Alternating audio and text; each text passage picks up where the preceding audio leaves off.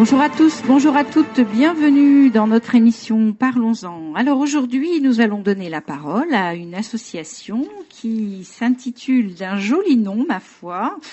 Je retrouve mon petit document.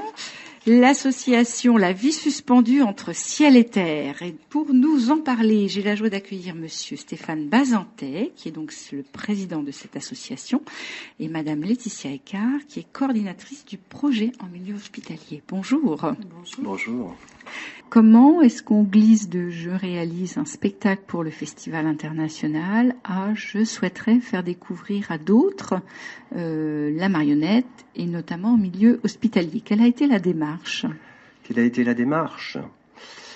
Quand j'ai lancé les démarches pour la création de cette association, j'ai voulu donner un sens un petit peu à cette association en disant aux personnes qui m'entouraient je veux bien réaliser cette association, l'accompagner, mais en contrepartie, je souhaiterais que les gens s'investissent dedans à travers un projet. D'accord. Où là, ce projet, c'est notre coordinatrice qui nous a soufflé cette idée qu'on a été un peu exploré pour la mettre en forme. Alors, je vous donne la parole.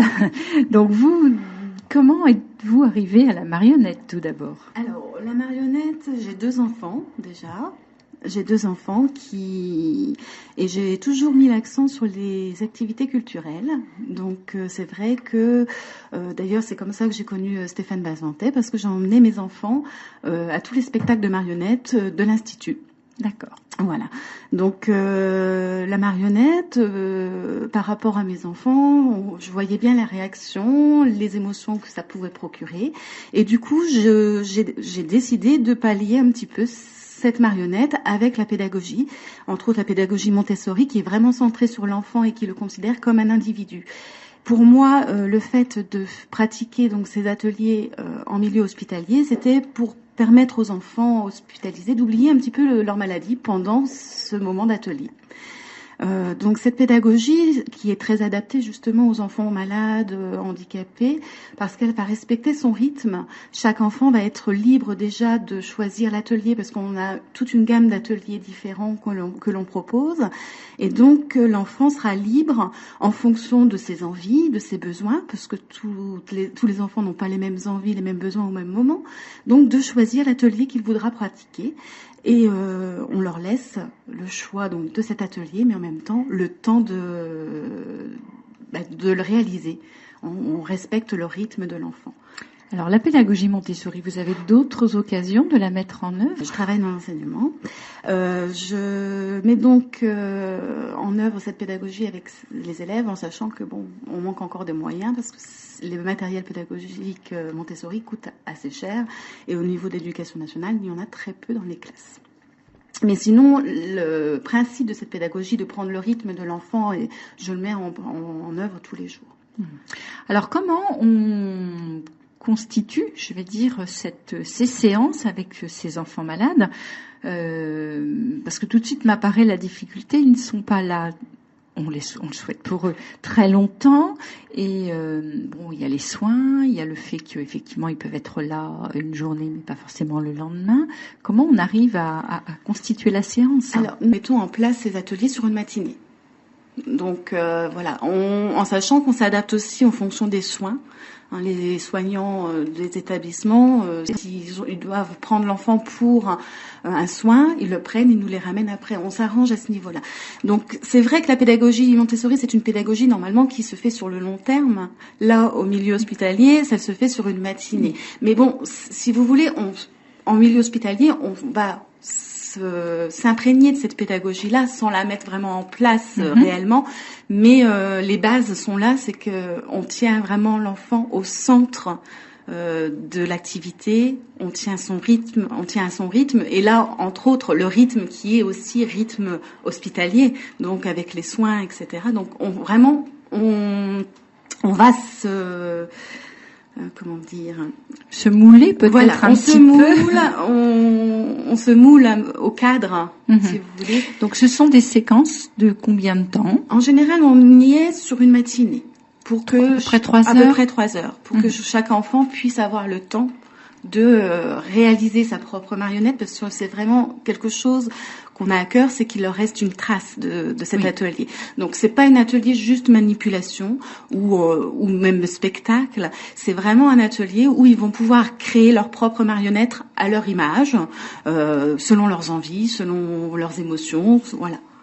Donc ça veut dire que vous devez préalablement sonder les enfants. Quel type de marionnette voudraient-ils donc vous arrivez avec plusieurs types, plusieurs kits, je vais dire. Tout à fait. Alors déjà, pour argumenter un peu ce que tu disais, les ateliers que l'on propose, on les a déjà plus ou moins testés en milieu périscolaire et en centre de loisirs. D'accord. Là où on a pu voir un petit peu ce que l'on avait besoin pour apporter à l'enfant. Moi étant plutôt marionnettiste, auprès des enfants par exemple de 3 ans, je n'avais pas du tout la notion s'ils savaient découper, s'ils savaient tracer pour faire leur marionnette, ou c'est là où Laetitia, toute sa richesse, nous a permis de concevoir les différents types d'ateliers que l'on a. En fait. Mais alors pourquoi le choix intra-hospitalier ? Indépendamment du fait que ça apporte, je l'imagine, quelque chose de l'ordre d'une détente ou d'un plaisir, on oublie qu'on est malade, mais néanmoins c'est pas simple. Ce n'est pas simple, c'est vrai, mais bon, au départ, on s'était mis cet objectif dans le milieu hospitalier parce qu'on s'était dit que ça touchait des enfants qui n'avaient rien demandé. Que nos enfants pouvaient aussi être malades, se retrouver en milieu hospitalier plutôt que d'être dans leur chambre isolés, parce que c'est un peu aussi l'isolement.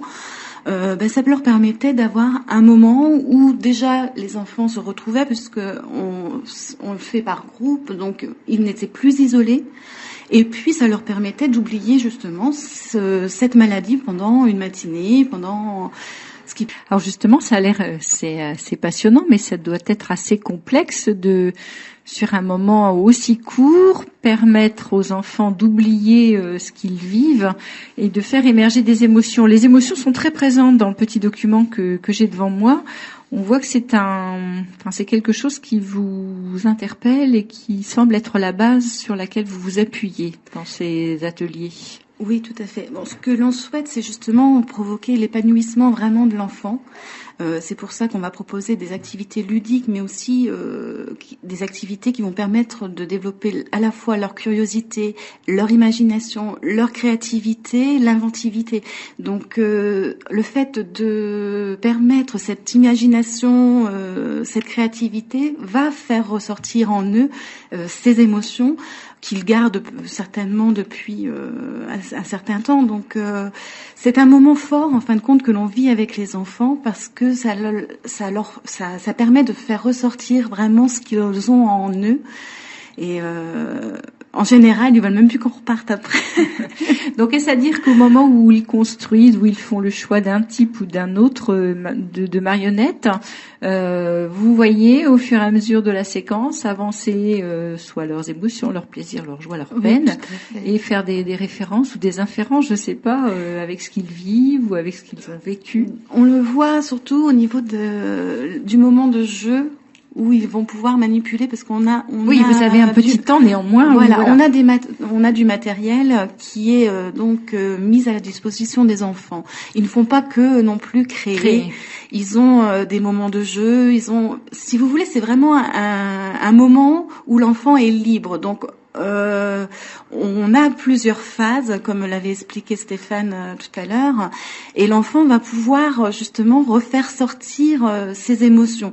On a testé ça donc en milieu périscolaire et en centre de loisirs, et c'est vrai qu'on a vu des enfants, même les personnes qui les encadrent pendant ces moments-là, les ont vus sortir de leur petit cocon, ont découvert certaines choses qu'ils ne laissaient jamais paraître auparavant.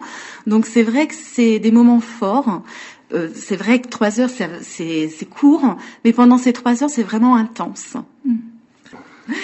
Alors, toutes mes félicitations pour ce beau projet. Alors, je rappelle, l'association La Vie Suspendue entre Ciel et Terre, le numéro de téléphone 03 24 53 58 57, et le mail laviesuspendue@hotmail.fr.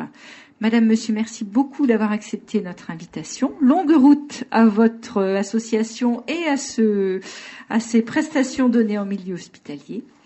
Amis auditeurs du 90.6, dans quelques jours, puisque nous allons prendre une petite semaine de vacances et on se retrouvera dès la rentrée à partir du 9, si je ne dis pas de bêtises. Voilà. Merci à vous. Bonne fin d'après-midi à tous. Au revoir. Merci beaucoup. Merci. Au revoir. Au revoir.